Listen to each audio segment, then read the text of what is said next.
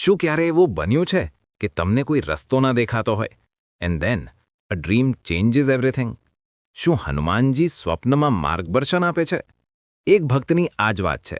લાઈફમાં ઘણા ક્વેશ્ચન્સ હતા, કન્ફ્યુઝન હતું, અને એક રાત્રે સ્વપ્નમાં એમને સ્પષ્ટ આજ્ઞા મળી કે સારંગપુર આવો. બસ બીજો કોઈ વિચાર કર્યા વગર એ નીકળી પડ્યા. સારંગપુર કષ્ટભંજન દેવના દરબારમાં પહોંચતા જ એમના મનની બધી જ ઉથલપાથલ શાંત થઈ ગઈ, જાણે બધા આન્સર્સ મળી ગયા.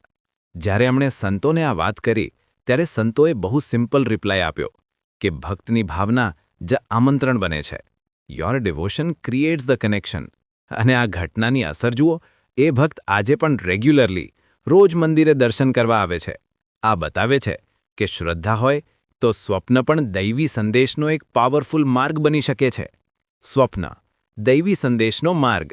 જય સ્વામિનારાયણ. સબસ્ક્રાઇબ કરો અને કોમેન્ટમાં લખો, જય કષ્ટભંજન હનુમાનજી.